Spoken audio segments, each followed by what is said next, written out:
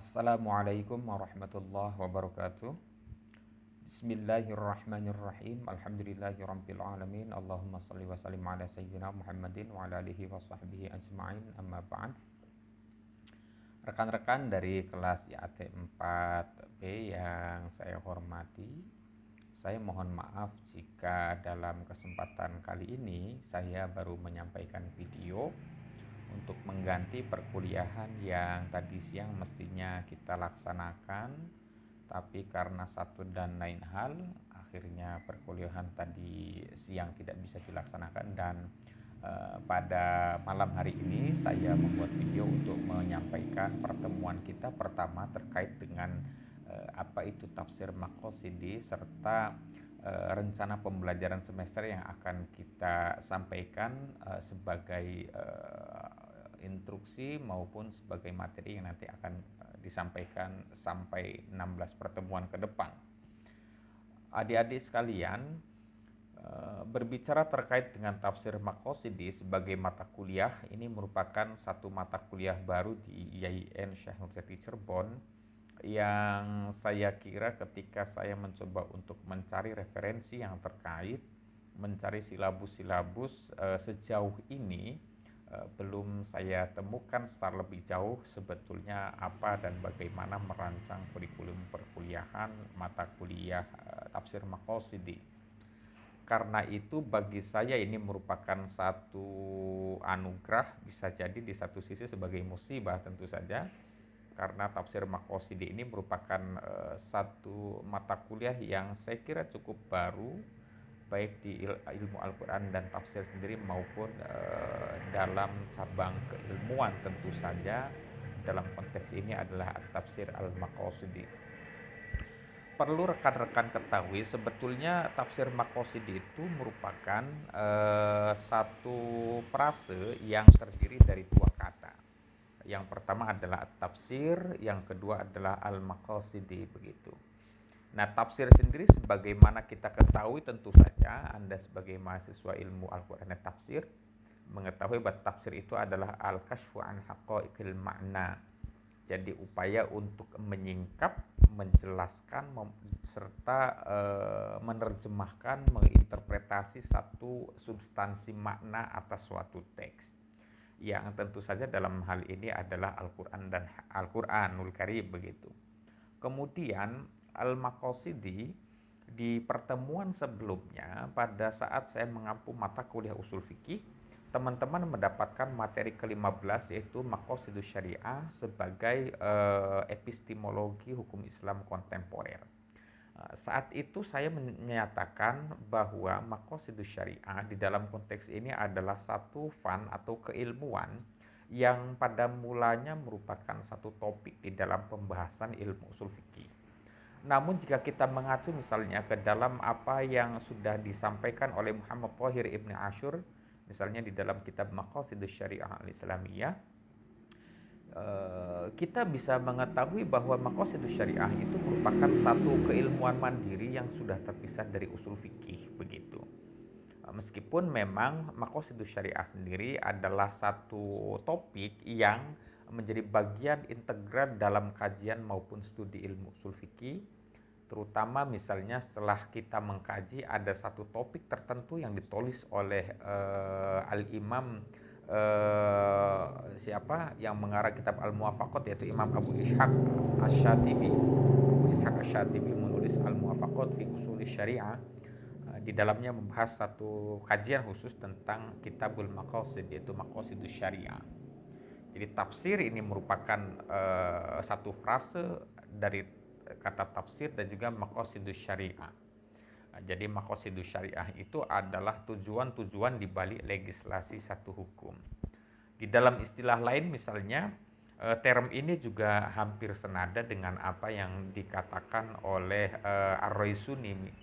Ar-Raisuni misalnya menyatakan bahwa maqasidus syariah dengan istilah yang lain atau tafsir maqasid dengan istilah yang lain yaitu at-tafsir al-maslih ilin nusus begitu ya. Nah, apa sebetulnya tafsir maqasid ini?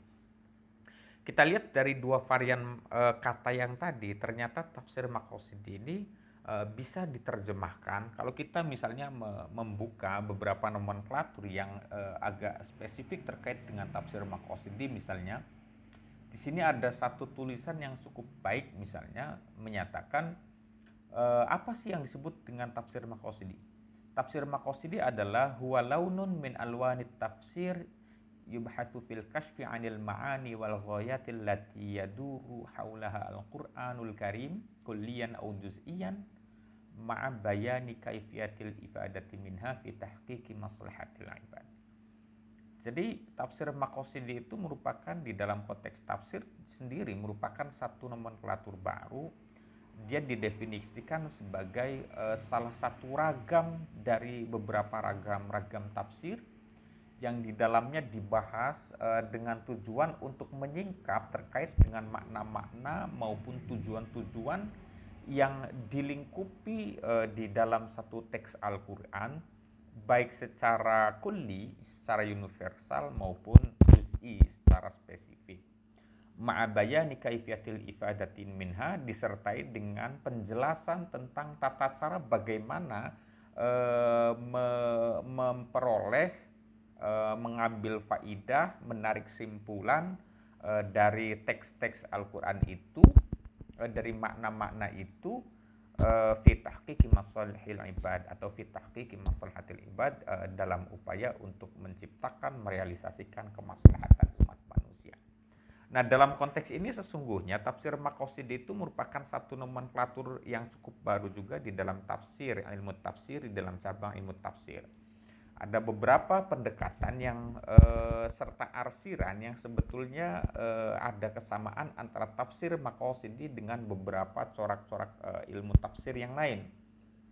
Salah satunya adalah tentu saja tafsir tahlili. Dalam konteks ini ada kesamaan dengan tafsir tahlili, di mana tafsir Maqasidi juga dilakukan menjadi satu epistemologi untuk menguraikan ma'ani al-alfaz lil Qur'anil Karim, begitu. Jadi menguraikan kata per kata dari Al-Qur'anil Karim. Kemudian ada juga kesamaannya dalam konteks ini adalah dengan tafsir maudhu'i, misalnya secara tematik. Jadi satu ayat nanti ditafsirkan dalam konteks apa, misalnya ayat itu diturunkan, kemudian apa sesungguhnya maqasidus syariah, yang sebagaimana kita tahu misalnya teori-teori maqasidus syariah itu sudah banyak ditulis oleh Imam Syatibi di dalam kitab Al-Muwafaqat, maupun apa yang sudah dikemukakan oleh Al-Imam Al-Ghazali di dalam kitab Al-Mustasfa min Ilmil Usul, bahwa maqasidus syariah itu merupakan al-muhafadzah min maqsudi syar'i min hifdzi dinihim wa hifdzi nufusihim wa uqulihim wa nasalihim wa amwalihim. Jadi dalam konteks ini maqasidus syariah adalah satu upaya untuk merealisasikan 5 tujuan syariat. Sehingga Imam Ghazali maupun para ulama usul fikih yang lain menyatakan bahwa tujuan syariat itu sebetulnya ada 5, atau yang kemudian disebut dengan al-kulliyat al-khams, begitu. Yang pertama adalah memelihara agama, hifdzuddin, yang kedua adalah hifdzun nafas, memelihara jiwa, kemudian yang ketiga adalah hifdzul aql, memelihara akal, yang keempat adalah hifdzun nasal, itu memelihara keturunan, dan yang kelima adalah hifdzul mal atau memelihara harta. Nah, ini adalah 5 tujuan pokok yang sejatinya kalau kita kaji misalnya di dalam teori-teori usul fikih, kita bisa temukan bahwa setiap apapun yang diperintahkan oleh syariat maupun dilarang oleh syariat misalnya, itu pasti muara utamanya adalah dalam rangka memelihara 5 pokok-pokok syariat yang tadi. Nah, kemudian dalam konteks ini kita bisa tahu bahwa tafsir Maqasidi adalah untuk menyingkap satu ayat, misalnya untuk menyingkap atau satu surat, menyingkap sesungguhnya apa tujuan dibalik legislasi hukum atau pemberlakuan hukum syariat yang ada di dalam ayat itu. Nah, ini adalah penjelasan sederhana terkait dengan tafsir Maqasidi. Nah, untuk itulah sebetulnya ada sekitar 12 topik yang nanti akan saya sampaikan di dalam perkuliahan tafsir Maqasidi, yang nanti 12 materi ini akan saya wajibkan kepada kelas untuk dibagi menjadi 12 kelompok dan ditulis menjadi makalah dengan format jurnal. Jadi rekan-rekan sekalian tentu akan saya wajibkan untuk membuat makalah begitu, dan makalah yang dibuat ini juga wajib mengikuti kriteria. Pertama adalah dia harus memiliki standar minimal halaman 6 halaman dengan font 12 dan spasi 1 begitu. Yang kedua adalah dia ditulis dengan metode penulisan jurnal ilmiah. Bagaimana format penulisan jurnal ilmiah itu? Saya kira silahkan rekan-rekan bisa mencari format-format penulisan jurnal ilmiah di Google ya. Anda silahkan di search bagaimana cara menulis satu artikel menggunakan format jurnal. Gitu. Kemudian yang ketiga adalah pada saat Anda membuat makalah dan menyerahkan makalah untuk dipresentasikan, maka makalah Anda harus lolos plagiarisme checker, yang silahkan Anda bisa menggunakan akun dan melapor kepada ketua jurusan, kepada Kajur, untuk meminta dicek plagiarisme minimal 70%. Jadi kalau kurang dari 70%, maka secara otomatis makalah Anda akan saya tolak. Begitu ya. Itu adalah format penulisan makalah. Kemudian apa saja 12 topik yang akan kita jelaskan, yang akan kita sampaikan dan akan kita bedah selama 14 pertemuan mendatang di dalam perkuliahan kali ini. Yang pertama adalah topik yang terkait dengan sejarah serta para ulama yang mengembangkan ilmu maqasidus syariah. Nah, ini penting karena rekan-rekan sebelum melakukan satu aktivitas untuk menafsirkan teks Al-Quran berdasarkan paradigma maqasidus syariah, tentu teman-teman pertama harus dituntut untuk memahami pengertian tafsir maqasid itu seperti apa. Kemudian bagaimana sejarah perkembangan ilmu maqasidus syariah. Sejak dia tentu saja Anda harus juga membaca bagaimana sejarah perkembangan usul fikih, yang di dalamnya juga mencakup ada beberapa keterangan yang menyatakan sejarah perkembangan ilmu maqasidus syariah, yang dimulai tentu saja dari Al-Imam Al-Tirmizi yang menulis satu kitab namanya Al-Ilal, yang di dalamnya sudah ada embrio ilmu maqasidus syariah. Kemudian masuk di fase-fase berikutnya dari mulai Imam Al-Juwaini, Al-Ghazali misalnya, kemudian dari Imam Asy-Syatibi yang menulis Al-Muwafaqat fi Usul Syariah sebagai satu kitab yang secara spesifik membahas pertama kali maqasidus syariah menjadi satu topik tersendiri di dalam ilmu usul fikih. Kemudian ada Al-Imam Izzuddin bin Abdussalam yang menulis dua kitab. Yang pertama adalah Al-Fawaid fi Ikhtisaril Maqasid atau yang disebut dengan Maqasid Sughra, dan juga beliau juga menulis satu kitab babon terkait dengan teori masalih wal mafasid yang beliau beri judul Qawaidul Ahkam fi Masalihil Anam atau Maqasid Sughra, Maqasid Kubra begitu. Dan juga sampai periode di mana maqasidus syariah dianggap menjadi satu ilmu mandiri, dimulai dari apa yang ditulis oleh Muhammad Thahir Ibn Ashur misalnya di dalam kitab Maqasidus Syariah Al-Islamiyah, kemudian ada Thaha Jabir Ilwani, kemudian ada juga Ahmad Ar-Raisuni, bahkan sampai periode Jasir Audah dan sampai saat ini.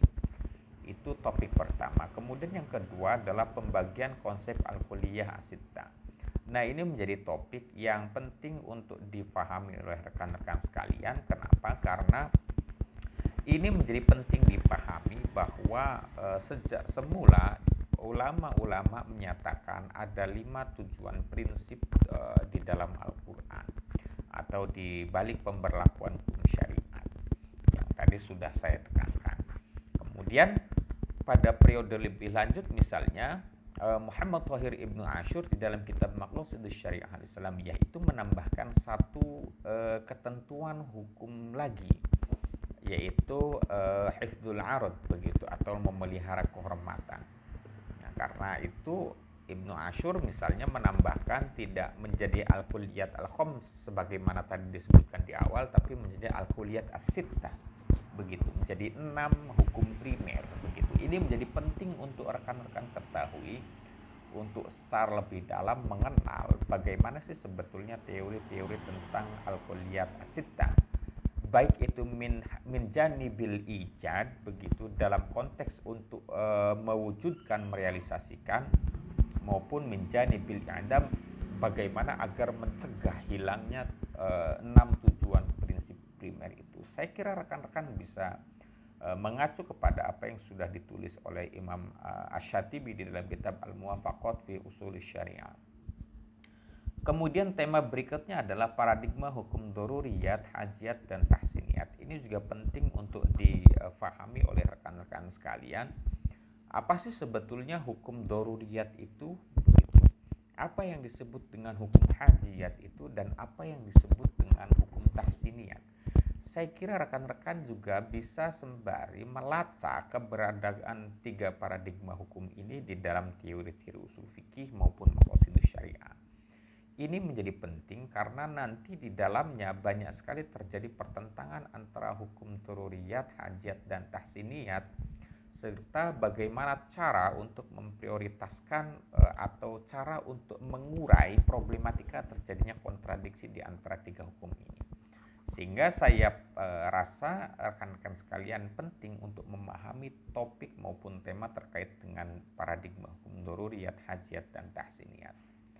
Berikutnya adalah kontradiksi teks-teks Al-Quran dan kemaslahatan. Nah, ini menjadi satu topik saya kira menjadi menarik karena di dalam teori nomenklatur ilmu usul fikih, begitu ya, atau di dalam teori maqasidus syariah, itu ada satu ketentuan yang menyatakan seringkali atau di beberapa keadaan atau situasi sesungguhnya terjadi satu kontradiksi antara teks Al-Quran dengan teori kemaslahatan. Nah, ini juga sudah cukup baik disinggung oleh Al-Imam Najmuddin At-Tufi di dalam kitabnya Risalah fi Ri'ayatil Maslahah. Di dalam kitab itu beliau menganalisis serta menguraikan dan menafsirkan hadis dari kitab Arba'in Nawawi yang berbunyi la dororo wala diror, begitu. Jadi di situ diuraikan oleh At-Tufi bagaimana cara untuk menguraikan terjadinya atau menganalisis serta menguraikan problematika terjadi ta'arudun nas wal maslahah. Beliau mengatakan idza ta'aradun nas wal maslahah quddimat al maslahah bi tariqatil bayani wat takhsis wa fi babil muamalat. Ini menjadi penting untuk rekan-rekan juga ketahui terkait dengan terjadinya kontradiksi antara teks-teks Al-Qur'an dan juga kemaslahatan. Berikutnya adalah prinsip-prinsip dan kaidah berpikir maqasidi.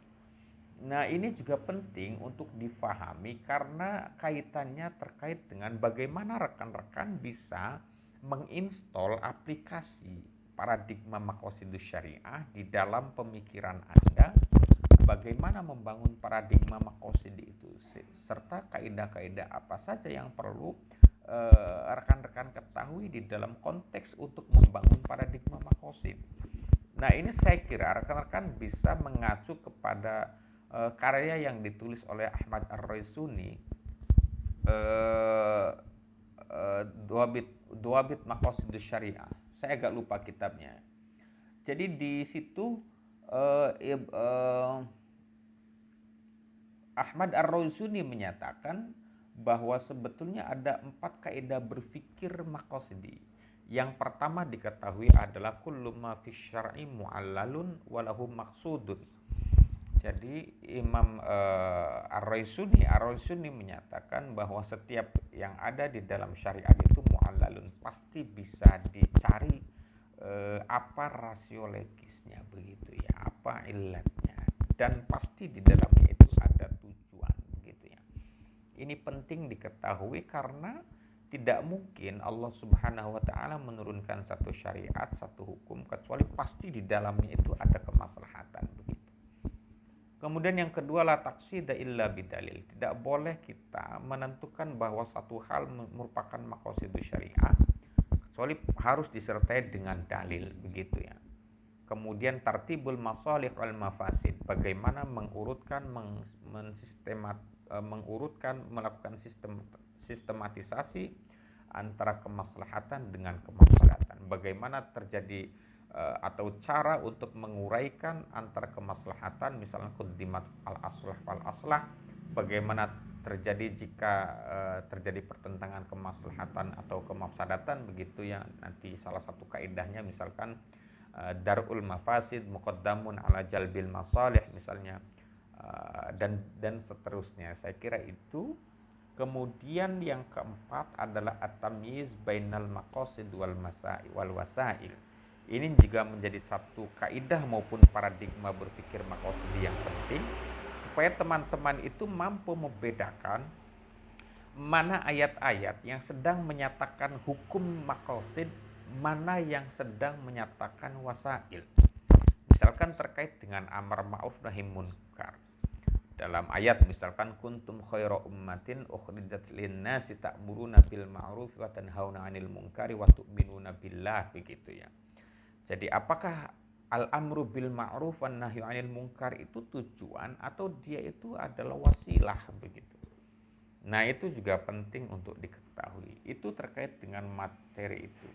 Secara lebih jauh, teman-teman nanti akan saya berikan fotokopi rangkuman pembelajaran semester atau rencana pembelajaran semester yang nanti akan saya share di grup WhatsApp kelas, begitu ya.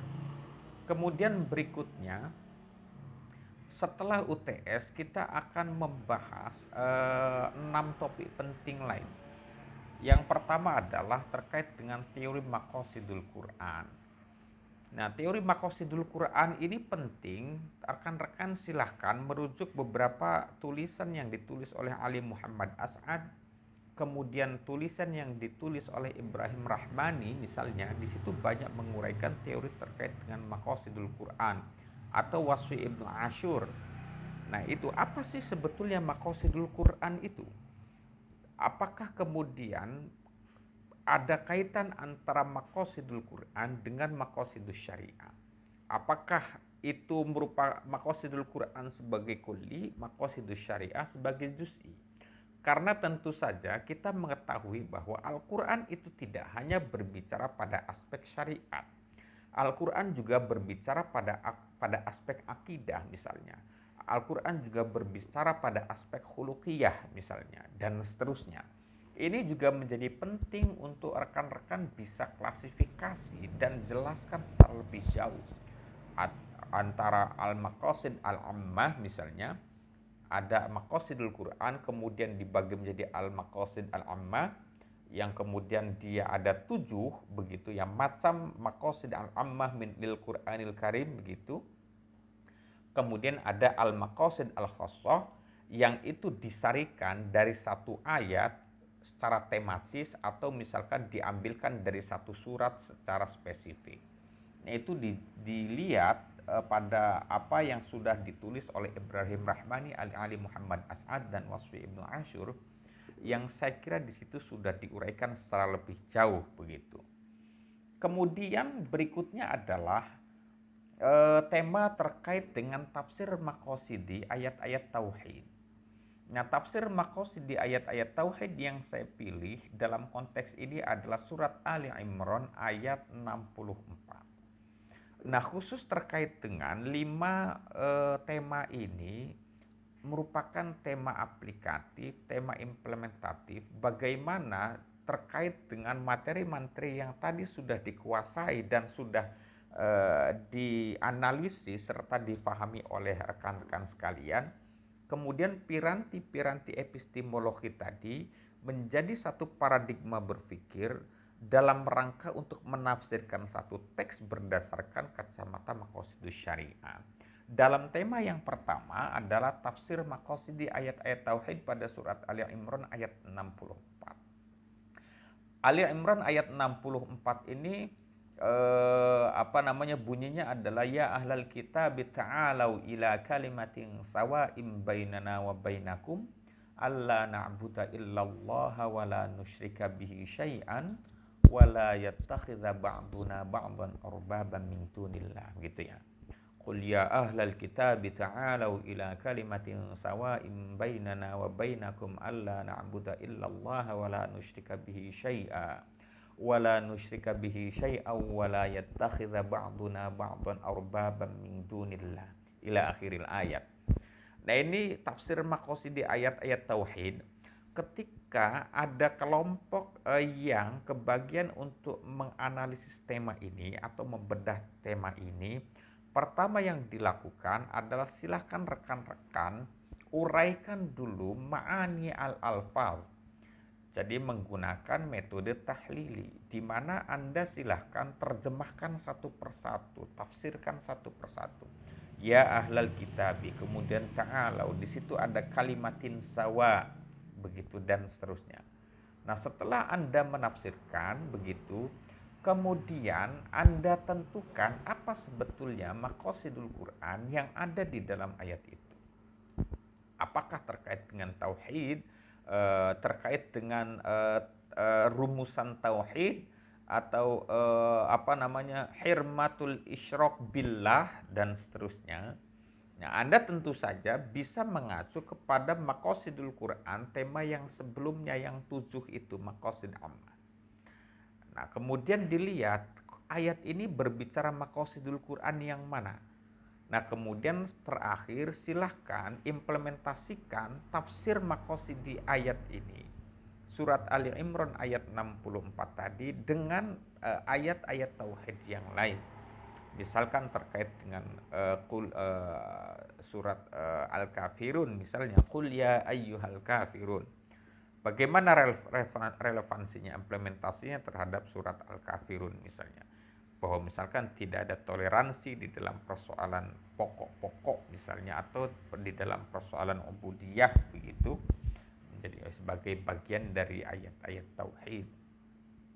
Berikutnya adalah tafsir maqasidi ayat-ayat etika. Yang saya pilih adalah surat An-Nisa ayat 58. Dalam konteks ini surat An-Nisa ayat 58 itu sedang menyatakan perintah untuk menunaikan amanat dan berhukum secara adil. Jadi di situ ada penggalan ayat yang menyatakan innallaha ya'murukum an tu'addul amanati ila ahliha wa idza hakamtum bainan nasi an tahkumu bil adl. Begitu. Nah, silahkan pertama teman-teman tafsirkan ayat itu, bisa korelasikan atau cari makna-makna ayatnya itu dari tafsirnya At-Tabari misalnya, atau dari tafsirnya Ibnu Katsir, atau dari tafsir Marah Labid misalkan yang ditulis oleh Syekh Nawawi Al-Jawi. Kemudian tentukan apa maqasidul Quran yang ada di dalam ayat etika itu. Nah, kemudian yang berikutnya adalah implementasikan tafsir maqasid di ayat ayat surat An-Nisa ayat 58 itu dengan ayat-ayat etika lain. Berikutnya adalah tafsir maqasidi ayat-ayat mawaris. Nah, yang saya pilih dalam konteks ini adalah surat An-Nisa ayat 11. Penggalan ayat ini berbunyi, yusikumullahu fi auladikum lidzakari mithlu hazzil unsayain. Nah, ayat ini sedang berbicara bahwa di dalam konteks waris begitu, bagi anak-anakmu lidzakari mithlu hazzil unsayain, bahwa dalam konteks ini laki-laki mendapatkan 2 kali bagian perempuan. Nah, ini menjadi penting saya kira. Kenapa? Untuk teman-teman mengetahui apakah hazzil unsayain dalam konteks ini adalah sebagaimana yang difahami oleh atau difahami di dalam ilmu faraid, bahwa dalam konteks ini adalah 2 kali lipat bagian anak perempuan. Nah, begitu. Silahkan diuraikan karena ini menjadi penting. Kenapa? Karena kalau kita berbicara sebagaimana apa yang dikatakan oleh Imam Najmuddin At-Tufi misalnya, itu tidak boleh ada pertentangan antara nas dengan maslahat. Nah, maslahat dalam konteks ini adalah al-adalah, keadilan, yang itu harus mewujud di dalam setiap hukum syariat. Nampaknya ayat ini kalau kita berbicara kepada prinsip adalah terlihat bahwa ayat itu seakan-akan memperlihatkan ada disparitas antara anak laki-laki dengan anak perempuan. Nah, ini saya kira penting untuk rekan-rekan bisa pahami secara tahlili, dianalisis dulu kata per kata. Kemudian apa maqasidul Quran yang terkandung di dalam surat An-Nisa ayat 11 tadi. Kemudian terakhir adalah bagaimana implementasi tafsir maqasid di ayat 11 dari surat An-Nisa tadi dengan ayat-ayat mawaris yang lain, misalkan yang terkait dengan hak antara seorang suami yang saat ditinggal istrinya misalkan, ataupun sebaliknya dalam konteks ketika suami itu memiliki anak atau tidak, dan juga ketika istri itu memiliki anak atau tidak, begitu ya.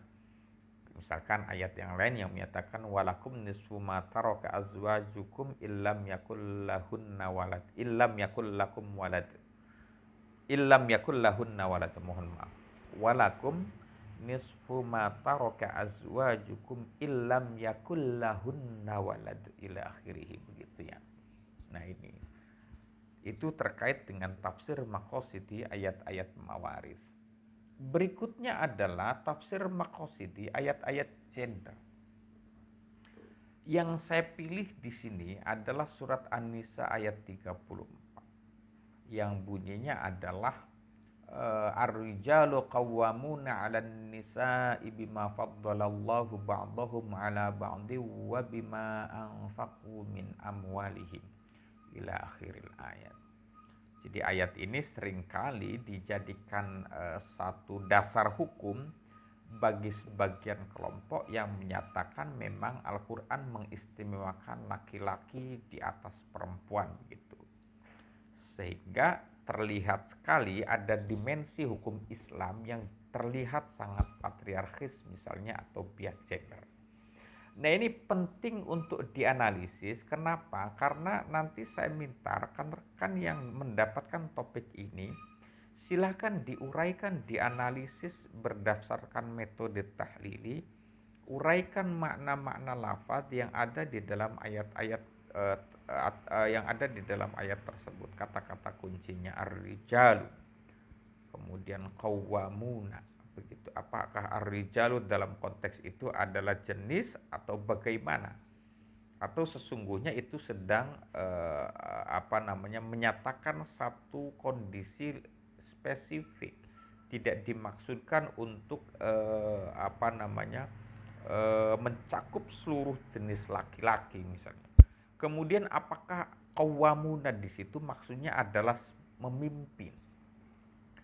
Bagaimana kemudian ulama lain menafsirkan kata qawwamuna yang misalkan mengungkapkan makna menjadi pelindung, begitu ya. Menjadi pelindung, menjadi pengayom, begitu. Alan nisa'i bima faddalallahu ba'dahum 'ala ba'din. Silahkan ditafsirkan. Kemudian cari maqasidul Quran yang terhimpun di dalam ayat itu. Apakah dia sedang menyatakan hukum A, maqasid yang mana, apakah hifdzuddin, hifdzun nafas, dan seterusnya. Kemudian implementasikan tafsir maqasidi tersebut dengan ayat gender lain. Misalkan yang di beberapa bagian ayat yang lain justru menyatakan bahwa inna akramakum indallahi atqakum misalnya.